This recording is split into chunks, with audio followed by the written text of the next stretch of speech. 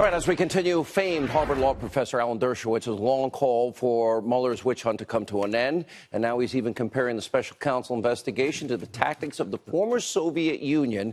Joining us now to explain, author of the new book, Trumped Up, How Criminalization of Political Differences Endangers Democracy.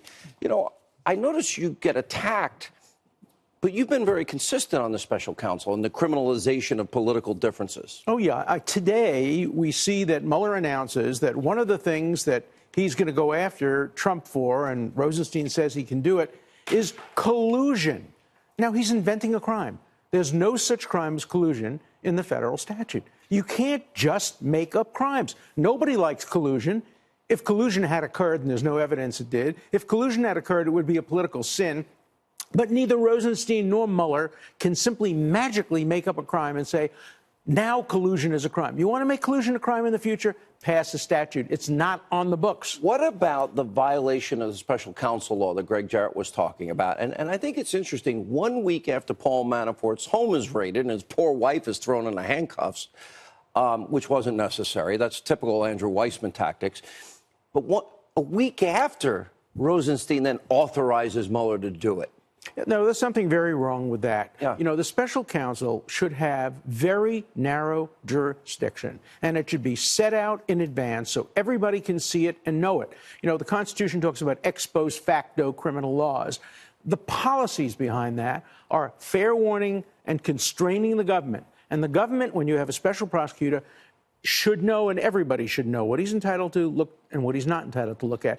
This special prosecutor is going to look at everything. He's beginning to look at President Trump's personal financial matters before he was president. Will he start looking at the women who are alleging actions against him? Where does it stop? We know that the Clinton special counsel started with Whitewater and ended up with a blue dress, and that's just wrong. Where does Jonathan Turley, a smart law professor, also on the other side politically than where I am, he made a good point. He thought the appointment by the Attorney General of the prosecutor Huber that actually helps Trump because it could move so much faster. I agree with that. And first of all, that's what should have happened when special counsel was appointed. They shouldn't have appointed a special counsel in the beginning.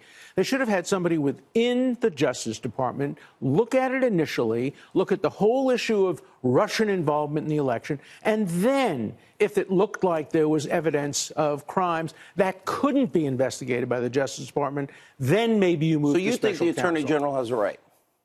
Has what? Has it right by doing it this way. Oh, I think this time he has it right. Now, the other problem, of course, is Rosenstein. I don't know how he remains on this case. He is the major witness that any decent Trump lawyer calls. He's the guy who wrote the memo. The first question you want to ask him if there's an obstruction of justice investigation is, how can there be obstruction of justice? Yeah, you wrote the memo authorizing the firing. And How is he in the case? He renewed the FISA application. Yeah. And then he appointed Mueller. So he's conflicted on 1,000 different ways. All right, here's where we disagree.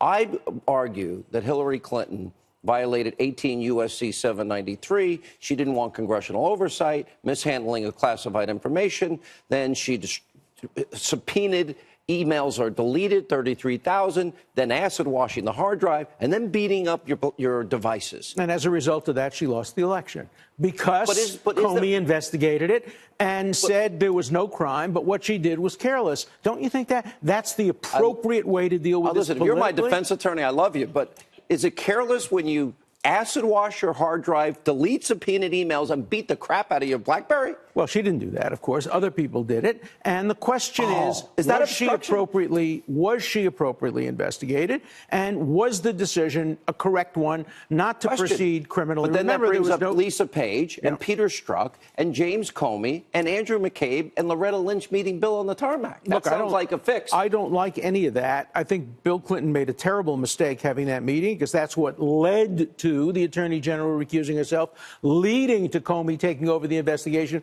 leading to the statement he made, leading to her losing the election. Strzok and Comey writing the exoneration months before they interview her or 17 other key witnesses. It's worth looking into. It sounds like a fix, is it? Not a special counsel, but it's worth looking into. Again, maybe a political sin, but not a federal crime.